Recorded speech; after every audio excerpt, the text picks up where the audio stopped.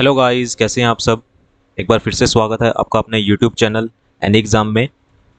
Guys, आज हम करेंगे MC Chandigarh most important and expected question paper का पार्ट 5। और जिन व्यूवर्स ने लास्ट 4 पार्ट्स को नहीं देखा है वो प्लीज़ लास्ट 4 पार्ट्स को देख लें, आपके लिए बेनिफिट रहेगा।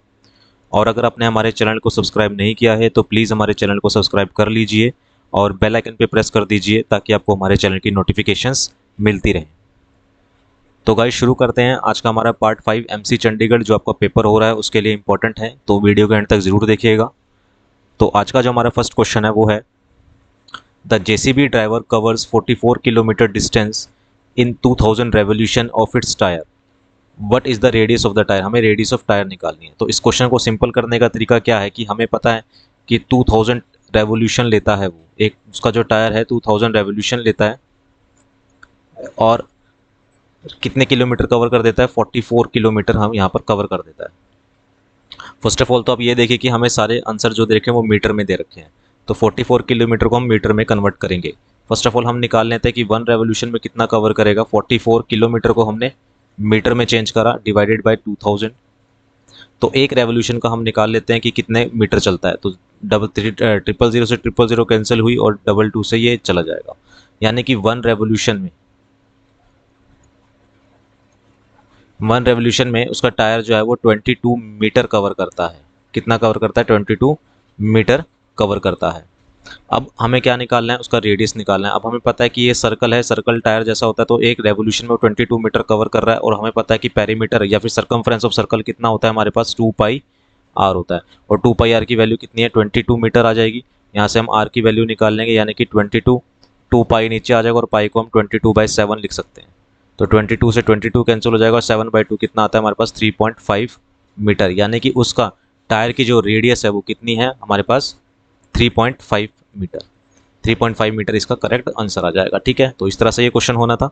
नाउ नेक्स्ट क्वेश्चन पे बढ़ते हैं। नेक्स्ट क्वेश्चन देखते हैं क्या है। The sum of twice of a whole number and 7 times its reciprocal is 15। The number is. Guys, इस क्वेश्चन को हम बाय ऑप्शन भी कर सकते हैं, या फिर मैं आपको पहले इक्वेशन बता देता हूँ कैसे है। तो कोई होल नंबर मैंने मान लिया, let whole number be X, हमने कोई मैक्स मान लिया। मैं सिर्फ आपको इक्वेशन बना रहा हूँ। तो कह रहा है कि twice of a whole number plus 7 time its reciprocal. Reciprocal कर दिया हमने होल नंबर का, इजिकल टू किसके इक्वल है, 15 के इक्वल है। तो यहाँ से जब आप इक्वेशन बनाएंगे तो 2x स्क्वायर माइनस 15x आ जाएगा यहाँ पर, क्योंकि एक्स एलसीएम लेंगे तो 2x स्क्वायर, और यहाँ पर कितना आ जाएगा, +7 इक्वल टू 0। ये आपके पास इक्वेशन बनेगी, क्वाड्रेटिक इक्वेशन बनेगी। यहाँ से 2 फैक्टर आएंगे इसके और इसको आपको सॉल्व करना होगा। लेकिन अगर हम इसको बाय ऑप्शन करते हैं तो बाय ऑप्शन हमें पता है कि क्या कह रहा है हमें क्वेश्चन में। स्पेशल चीज़ उसने कह दी कि 7 टाइम इट्स रेसिप्रोकल, और हमारे पास कोई भी आंसर पॉइंट्स में नहीं है। मान लो हम ऑप्शन उठाते हैं 9, तो कह रहा है कि 2 टाइम ऑफ 9, ये तो पहली बिगर हो गया, 18 हो गया। ये तो हो नहीं सकता क्योंकि रिस्पॉन्स हम कितना आना चाहिए, 15 आना चाहिए। ठीक है, तो यहाँ पर तो अगर 2 को 9 से मल्टीप्लाई करते हैं तो 18 हो जाता है, पहले ही बिगर होगा, तो ये तो आंसर हो नहीं सकता। 5 की बात करते हैं, कह रहा है कि 2 times of its 2 time of a whole number plus 7 time its reciprocal, और ये किसके इक्वल होना चाहिए, 15 के। तो अगर हम देखें तो 7 को अगर मैं 5 से डिवाइड करता हूँ तो कितना आता है हमारे पास, पॉइंट्स में आंसर आएगा। और पॉइंट्स में अगर मैं ऐड करता हूँ, लेकिन यहाँ पर 15 में कहीं भी पॉइंट में नहीं है, तो ये भी ऑप्शन में नहीं हो सकता, ये भी नहीं हो सकता। ठीक है ना। तो अब सीधा हम क्या उठाएंगे, 7 उठाते हैं। तो कह रहा है कि 2 time of whole number plus 7 time of its reciprocal, किसके इक्वल होना चाहिए, 15 के। तो 2 7 14 और 7/7 कितना होता है, 1 इज इक्वल टू 15। तो ये कितना हो जाएगा, 15 इज इक्वल टू 15। तो ये इसके इक्वल हो गया, यानी कि हमारा ऑप्शन बी हमारा सही है। ठीक है, यानी कि इसका आंसर क्या आ जाएगा, 7 आ जाएगा। तो चाहे आप इस तरह से कर सकते हैं या फिर आप बाय ऑप्शन भी इसको कर सकते हैं। नाउ नेक्स्ट क्वेश्चन पे बढ़ते हैं। नेक्स्ट क्वेश्चन देखते हैं हमारे पास क्या है। Next question is HCF and LCM of 2 fractions is 1/35 and 15/1 if 1 fraction is 3/5 the second fraction. तो हमें पता होना चाहिए एक फॉर्मूला, क्या कि first number into second number is equal to LCM into HCF होता है। तो फर्स्ट नंबर यानी कि फर्स्ट फ्रैक्शन हमारे पास कितना दे रखा है, 3/5 मल्टीप्लाई सेकंड मेरे को निकालना है, मैंने इसको x मान लिया। एलसीएम हमें पता है कितना दे रखा है, 15/1, और एचसीएफ हमें पता है कितना दे रखा है, 1/35। कुछ नहीं करना, यहाँ से अब सिर्फ आपको x निकालना है। तो ये आ जाएगा 15/35 यहाँ से 5 ऊपर चला जाएगा और 3 डिनोमिनेटर में आ जाएगा। तो 5 3 ज़ा 3 सॉरी 3 5 ज़ा 15 एंड 5 7 ज़ा 35, यानी कि इसको सॉल्व करके आया 5/7, यानी कि हमारे पास जो दूसरा फ्रैक्शन है वो है 5/7, और यानी कि ऑप्शन सी हमारा सही है। तो इस तरह से ये क्वेश्चन होना था। आपको एचसीएफ एलसीएम में ये फॉर्मूला पता होना चाहिए था, तभी आप ये क्वेश्चन कर पाएंगे। नाउ नेक्स्ट क्वेश्चन पे बढ़ते हैं। Next question is Amit salary is 25 more than Sapna's salary. तो पहली बात तो 25% आपको पता होना चाहिए कि फ्रैक्शन में कितना होता है। 25% इज 1/4। तो ये अमित हुआ और ये सपना हुआ। कह रहा है अमित की सैलरी 25% ज़्यादा है सपना की सैलरी से। तो अगर सपना की सैलरी 4 है तो 4 पे 1 4 पे 1 ज़्यादा हो गया, यानी कि अमित की जो सैलरी है वो 5 रेशो में हो जाएगी। ठीक है, क्योंकि अमित की सैलरी ज़्यादा है सपना की सैलरी, हम सपना की सैलरी से कंपेयर कर रहे हैं तो सपना की 4 हो जाएगी और अमित की 1 ज़्यादा यानी कि 5 हो जाएगी। उसी तरीके से हमें पता होना चाहिए 40% कितना होता है। 40% होता है 2/5। 40% इज 2/5, ये 40%, ये वाला 40% होता है 2/5। कह रहा है जीतू सैलरी, जीतू की जो सैलरी है वो सपना मोर देन 40% मोर देन सपना सैलरी। जीतू की जो सैलरी है वो सपना की सैलरी से 40% ज़्यादा है। तो यहाँ हमने जीतू लिखा और ये सपना हो गया। अगर सपना की सैलरी 5 है तो 5 पे 2 ज़्यादा, यानी कि जीतू की जो सैलरी है वो 7 होगी। अब एक चीज़ देखिए कि यहाँ पर सपना की सैलरी जब हम अमित के साथ कंपेयर कर रहे हैं तो सपना की सैलरी 4 है, और जब जीतू के साथ हम कंपेयर कर रहे हैं तो सपना की सैलरी 5 है। तो अलग अलग नहीं करनी सपना की सैलरी, या फिर आप क्या करिए इस तरह से रेशो बना लीजिए, अमित रेशो सपना रेशो जीतू। तो अमित और सपना की रेशो कितनी है 5/4, और सपना और जीतू की रेशो कितनी है 5/7। तो हमने लास्ट वीडियो में बताया कि यहाँ पर कुछ नहीं है तो ये 4 इधर आ जाएगा, और यहाँ पर भी कुछ नहीं है तो ये वाला 5 इधर आ जाएगा। अब हम मल्टीप्लाई कर देंगे 5 5 ज़ा 25, 4 5 ज़ा 20 एंड 4 7 ज़ा 28। तो ये होगी अलग अलग रेशो इनकी, यानी कि अमित रेशो सपना रेशो जीतू की जो सैलरी की जो रेशो है वो ये आ जाएगी। अब कह रहा है कि हमारे पास टोटल सैलरी है 29,200। तो हम यहाँ पर टोटल कर लेते हैं कि यहाँ पर टोटल कितनी बन रही है सैलरी। तो 25 + 20 इज़ 45 एंड 45 + 28 कितना होता है हमारे पास, ये होता है 72 73। ठीक है ना। तो हमारे पास जो टोटल सैलरी आई है यूनिट्स में वो आई है 73 यूनिट्स। तो हम क्या कह सकते हैं कि 73 जो यूनिट्स हैं उसकी जो वैल्यू है वो 29,200 है, और 1 यूनिट की वैल्यू मैं निकाल लूँगा। 1 यूनिट की वैल्यू कितनी आ जाएगी 29,200 डिवाइडेड बाय 73। तो इसको कैंसिल कर देंगे तो ये आ जाएगा 400, यानी कि 1 यूनिट की वैल्यू आई 400। अब हमसे किसकी सैलरी पूछ रहा है, जीतू की सैलरी, हमसे जीतू की सैलरी पूछ रहा है, और हमें पता है जीतू की सैलरी कितनी है 28 यूनिट्स। तो 28 यूनिट्स की मैं वैल्यू यहाँ से निकाल लूँगा, यानी कि 400 इंटू 28 कर देंगे। तो 400 इंटू 28 करेंगे तो हमारे पास कितना आ जाएगा, हमारे पास 11,200 हमारे पास ये आ जाएगा, यानी कि ऑप्शन डी हमारा सही हो जाएगा। तो इसको इस तरीके से ये क्वेश्चन होना था। शॉर्टकट मेथड है, रेशो मेथड है, ईजी था। ठीक है, तो अगर आपको ये नहीं समझ आया तो इस वीडियो को प्लीज़ दोबारा देखिएगा, और लास्ट वीडियो को भी देखिए ताकि आपको अच्छे से क्वेश्चन समझ आ जाए कि कैसे क्वेश्चन आ रहे हैं या कैसे क्वेश्चन को करना है। नाउ नेक्स्ट क्वेश्चन पे बढ़ते हैं। Next question is a person own x share, एक पर्सन ने एक्स शेयर खरीदे। The face value of each share is rupees and dividend declare in percentage. कह रहा है face value in rupees and dividend declared in by percentage by company is same is 25। यानी कि हर share की जो value है वो 25 रुपीज़ है, और परसेंटेज में डिविडेंड डिक्लेयर कितना हुआ 25%, और if dividend got by a person is 1000, और डिविडेंड कितना मिला पर्सन को 1000 मिला। तो अगर हर शेयर की वैल्यू, उसने कितने शेयर खरीदे एक्स शेयर खरीदे, यानी कि टोटल वैल्यू हम निकाल सकते हैं। टोटल वैल्यू ऑफ शेयर कितनी हो जाएगी, एक्स शेयर उसने खरीदे और एक शेयर की वैल्यू है 25, तो कितना आ जाएगा 25x आ जाएगा। और 25x जो शेयर हैं उसके पास, उसमें जो डिविडेंड परसेंटेज है वो भी कितना है 25%, यानी कि 25x शेयर में 25% उसको डिविडेंड मिला, और डिविडेंड एक्चुअल में कितना मिला वो किसके इक्वल है 1000 के इक्वल है। तो इसको सिंपल हम कटिंग कर देंगे। 25 1 ज़ा 25, 25 4 ज़ा 100। तो ये आ जाएगा x की वैल्यू यहाँ से हम निकाल लेंगे, तो x की वैल्यू कितनी आ जाएगी 4000 डिवाइडेड बाय 25। तो यहाँ से कर देंगे, कट जाएगा यहाँ से, यानी कि कितना आ जाएगा 160 पे ये एग्जैक्टली कट जाएगा, यानी कि 160 रुपीज़, सॉरी 160 शेयर्स, 160 शेयर्स उसने खरीदे। उसे शेयर कितने खरीदे 160 शेयर्स उसने खरीदे, यानी कि ऑप्शन ए हमारा सही हो जाएगा। ठीक है, तो इस तरह से क्वेश्चन होना था। पहले आपको टोटल वैल्यू निकाला हमने 25x, उसका 25% करा, वो 1000 के इक्वल है, तो वहाँ से हमारा x आ गया कितना, 160। नाउ नेक्स्ट क्वेश्चन पे बढ़ते हैं। ओके, नाउ हमारा कंप्यूटर स्टार्ट है, यहाँ से कंप्यूटर के क्वेश्चन स्टार्ट हैं। 5 क्वेश्चन हमने मैथ के कर लिए। अब हम हमारा कंप्यूटर है और कंप्यूटर के 5 क्वेश्चन हम अटेम्प्ट करेंगे। पहला है which of the following is an input device, इनमें से कौन सा एक इनपुट डिवाइस है। तो हमें इस क्वेश्चन को करने के लिए सबसे पहले तो इनपुट डिवाइस पता होने चाहिए कि इनपुट डिवाइस कौन से होते हैं, देन तभी हम इसको क्या कर पाएंगे, आगे हम कर पाएंगे। तो इनपुट डिवाइस कौन से होते हैं हमारे पास, इनपुट डिवाइस होते हैं जिसको हम कंप्यूटर में इनपुट्स देते हैं, यानी कि हमारे पास इसका आंसर हो जाएगा लाइट पेन। इसके अलावा हमारे पास इनपुट डिवाइस कौन से होते हैं, एक होता है हमारे पास कीबोर्ड, ठीक है, एक होता है हमारे पास स्कैनर्स, एक होता है हमारे पास माउस, माउस भी इनपुट डिवाइस हैं। ये सारे इनपुट डिवाइस हैं, इसको ध्यान रखिएगा। जॉयस्टिक, जॉयस्टिक भी हमारे पास इनपुट डिवाइस है, माउस भी हमारे पास इनपुट डिवाइस है, लाइट पेन हमारे पास हो गया, स्कैनर्स हो गया, और डिजिटल कैमरा भी हमारे पास क्या होता है, एक इनपुट डिवाइस होता है। ठीक है ना। अगर मैं बात करूं आपके पास आउटपुट डिवाइस की, तो आउटपुट डिवाइस कौन कौन से होते हैं। आउटपुट डिवाइस होता है आपके पास प्लॉटर, प्लॉटर एक प्रिंटर होता है, प्लॉटर आपके पास आउटपुट डिवाइस है। इंजेक्ट प्रिंटर, स्पीकर हो गए हमारे पास जो आपके पास ऑप्शन में दे रखा है, स्पीकर, लेज़र प्रिंटर, प्रिंटर हो गया, जितने भी प्रिंटर हैं वो सारे क्या है हमारे पास आउटपुट डिवाइस हैं। ठीक है, तो ये कुछ आउटपुट इनपुट डिवाइस है जो आपको ध्यान रखने हैं। नाउ नेक्स्ट क्वेश्चन में बढ़ते हैं। नेक्स्ट क्वेश्चन देखते हैं हमारे पास क्या है। In computer terminology the full form of LAN, LAN की फुल फॉर्म क्या होती है। तो लैन की फुल फॉर्म होती है हमारे पास लोकल एरिया नेटवर्क, जो लोकल एरिया में हम लगाते हैं।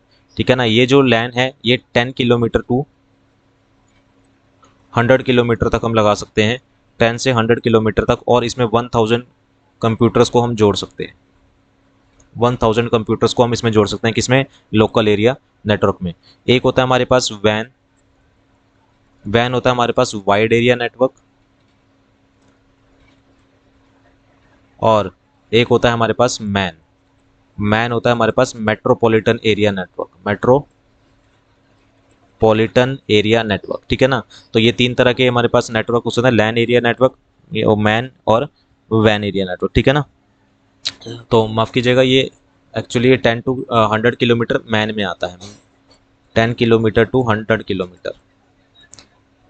ठीक है ना, 10 टू 100 किलोमीटर ये मेट्रोपॉलिटन एरिया नेटवर्क में हम इसको कवर कर सकते हैं। ठीक है ना। और वाइड एरिया जो नेटवर्क होता है, लार्जेस्ट एरिया नेटवर्क होता है, यूज टू कनेक्ट, ये कनेक्ट किया था कंट्री को इन द होल वर्ल्ड, ये कंट्रीज को कनेक्ट करता है वाइड एरिया नेटवर्क। ठीक है। नाउ नेक्स्ट क्वेश्चन पे बढ़ते हैं। Next question is GIF, JPG, BMP, PNG, ये आप सबको पता है कि किस फाइल के एक्सटेंशन नाम है। ये है हमारे पास इमेज डाटा के, इमेज सबको पता होगा। GIF हमें पता है, JPG भी हमें पता है, JPG इमेज होती है, PNG इमेज होती है, तो इमेज डाटा के ये नाम है। अगर मैं बात करता हूँ आपसे किसके, ऑडियो डाटा के, तो ऑडियो डाटा के कौन कौन से होते हैं। ऑडियो डाटा को होता है एक MP3, सबको पता है MP3 होता है। फिर एक होता है हमारे पास WMA, WM होता है, AAC होता है, और इसके अलावा होता है हमारे पास WAV होता है। ये सारे क्या हमारे पास ऑडियो डाटा की फाइल्स हैं। MP3 हम ज़्यादा यूज़ करते हैं इसलिए हमें पता है MP3, WMA, AAC या WAV होता है। इमेज डाटा आपको पता लग गया, ये सारे इमेज डाटा के होते हैं, GIF, JPG, BMP, PNG। और वीडियो डाटा की अगर हम बात करें तो वीडियो डाटा के कौन कौन से होते हैं। वीडियो डाटा को तो आपको पता F4V होता है, ठीक है ना। और अगर हम बात करें तो FLV होता है, VOB होता है, ये सारे क्या होते हैं, FLV होता है हमारे पास। हमें देखा है हमारे पास 4K वीडियो जिसमें होती है FLV। और एक होता है हमारे पास MKV, .MKV होता है, .MKV होता है, ठीक है ना। .FLV होता है F, और .VOB भी होता है, VOB। ये सारे क्या हैं, वीडियो डाटा के वो हैं, टाइप्स हैं। टेक्स्ट डाटा की अगर हम बात करते हैं तो टेक्स्ट डाटा में आप सबको पता है कि डॉक होता है, .DOC होता है, .ODT भी होता है, एक होता है हमारे पास .ODT, ज़्यादातर हमारे पास DOC पूछा जाता है, .ODT भी होता है, ठीक है ना। ये होता है ऑफिस राइटर डॉक्यूमेंट फाइल में ये यूज़ होता है, ठीक है। तो ये कुछ डॉक्यूमेंट है। .DOX भी यूज़ होता है किसके लिए, टेक्स्ट डाटा के लिए। तो ये कुछ DOCX, सॉरी DOCX, भी है, यहाँ पर ये यूज़ होता है। MP3, WMA, AAC ये सब ऑडियो के लिए, इमेज के लिए आपको पता है JPG, BMP, PNG, GIF, video data FLV, .mkv, .vob और टेक्स्ट डाटा के लिए .doc, .docx, .dot ये यूज़ होता है टेक्स्ट डाटा के लिए। नाउ नेक्स्ट क्वेश्चन पे आते हैं, which of the following is not a computer operating system, इनमें से कौन सा कंप्यूटर ऑपरेटिंग सिस्टम नहीं है? तो हमें पता है कि फायरफॉक्स क्या है, एक हमारे पास एक वेब ब्राउज़र है, ये ऑपरेटिंग सिस्टम नहीं है, ये क्या है, एक वेब ब्राउज़र है, ठीक है ना। तो बाकी सारे क्या है हमारे पास, ऑपरेटिंग सिस्टम है, एंड्रॉयड, सिम्बियन OS और iOS, ये क्या है हमारे पास ऑपरेटिंग सिस्टम है। Firefox is an web browser. Now next पे आते हैं, वाईफाई स्टैंड फॉर, वाईफाई क्या है? वाईफाई एक वायरलेस, फुल फॉर्म बताना है हमें, वायरलेस फिडिलिटी। वाईफाई की जो फुल फॉर्म होती है वो क्या होती है, वायरलेस फिडिलिटी होती है, ठीक है। तो ये वायरलेस की फुल फॉर्म है। नाउ नेक्स्ट हम बढ़ते हैं, अगर मैं आपको कुछ एब्रीवेशन इसमें बताऊं, कुछ इंपॉर्टेंट एब्रीवेशंस हैं जो आपको पता होने चाहिए, जैसे TCP है। TCP का मतलब होता है ट्रांसमिशन कंट्रोल प्रोटोकॉल, ठीक है ना। TCP इसका मतलब होता है ट्रांसमिशन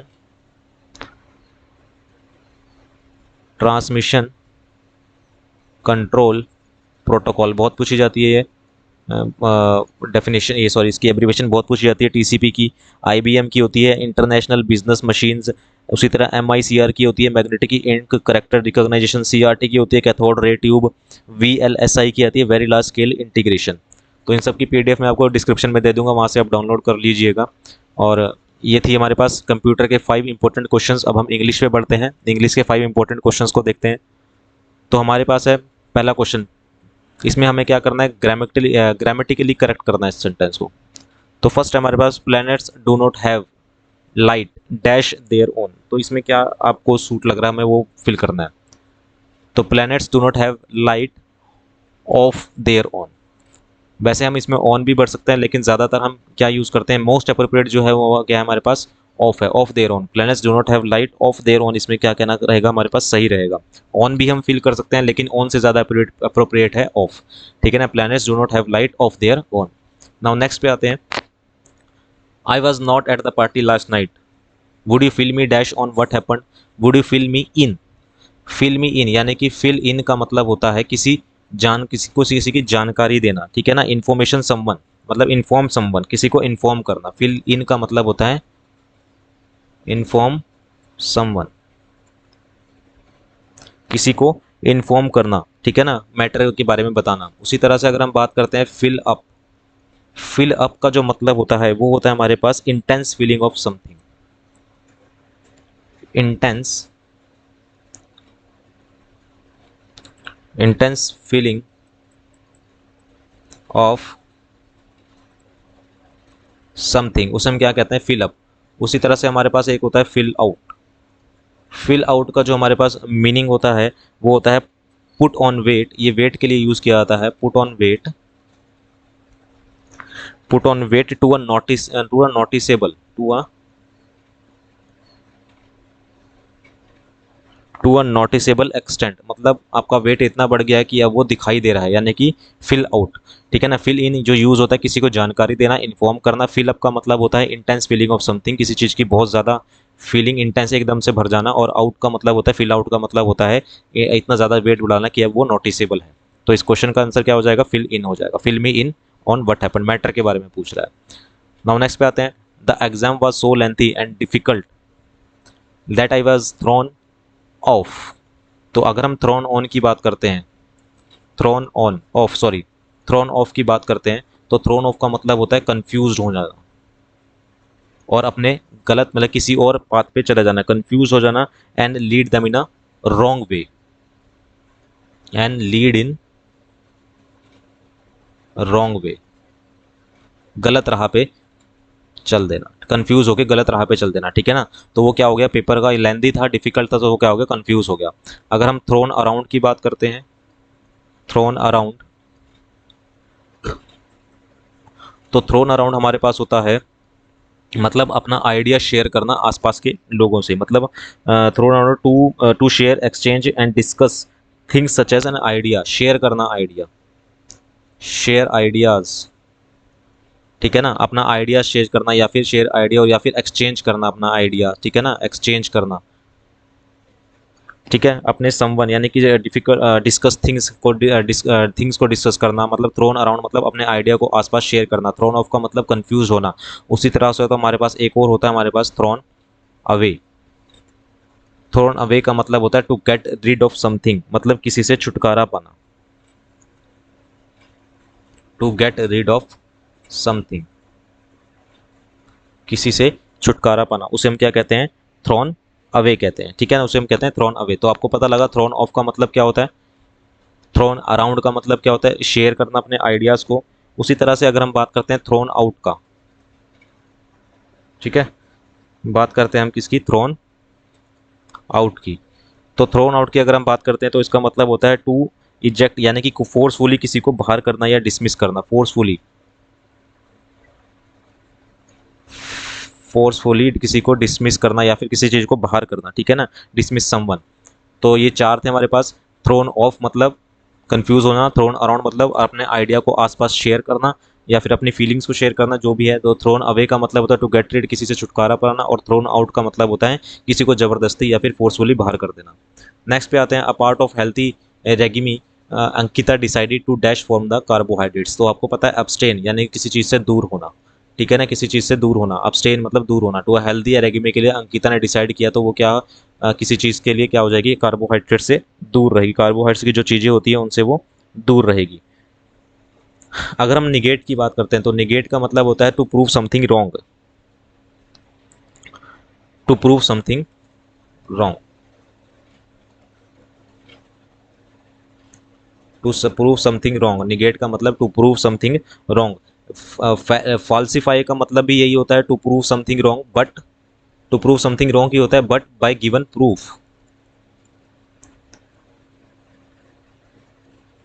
प्रूफ देना पड़ेगा यहाँ पर, ठीक है ना, यहाँ पर उसको क्या करना पड़ेगा, टू गिवन एविडेंस या फिर प्रूफ देना पड़ेगा इसको गलत साबित कर। नेगेटेड का मतलब होता है टू प्रूव समथिंग रॉन्ग, किसी को गलत साबित करना। या फिर और फॉल्सिफाई का मतलब होता है टू प्रूव समथिंग रॉन्ग, और किसके द्वारा, प्रूफ के द्वारा उसको गलत साबित करना। ठीक है, एब्सटेन का मतलब होता है किसी चीज़ से दूर रहना। तो इसका आंसर क्या हो जाएगा, अब्सटेन। नाउ नेक्स्ट पे आते हैं, नेक्स्ट क्वेश्चन देखते हैं हमारे पास क्या है। The teacher yelled at Samantha for speaking dash in the class. Teacher ने समानता को क्या करा, कहा कि for speaking aloud in the class, मतलब जोर से बोलना। अलाउड इन द क्लास मतलब लाउडली, जोर से बोलो क्लास में। ठीक है ना, अलाउड हो जाएगा, मतलब किसका क्या हो जाएगा, अलाउड इन द क्लास। इस अलाउड का मतलब जो होता है, अलाउड इसका मतलब होता है किसी को परमिशन देना। ठीक है ना, तो teacher yelled at Samantha for speaking aloud, यानी कि जोर से बोलो क्लास में, means to speak out loud, इसका मतलब होता है टू स्पीक आउट लाउड। ठीक है, तो ये थे हमारे पास कुछ sorry 5 most important questions English के, कंप्यूटर के और मैथ के। गाइस अगर आप चाहते हैं कि आपकी ये सीरीज़ कंटिन्यू रहे तो प्लीज़ हमारे चैनल को सब्सक्राइब कीजिए और बेल आइकन पे प्रेस जरूर कर दीजिए। और ज़्यादा से ज़्यादा इस वीडियो को शेयर कीजिएगा, सब्सक्राइब कीजिएगा हमारे चैनल को, लाइक कीजिएगा वीडियो को, इसी तरह की और कंटिन्यू सीरीज़ पाने के लिए। तो मिलते हैं अगली क्लास में अगले क्वेश्चन पेपर में कुछ इंपॉर्टेंट 15 मोस्ट इंपॉर्टेंट क्वेश्चंस के साथ। तो अभी के लिए इतना ही। Thank you very much.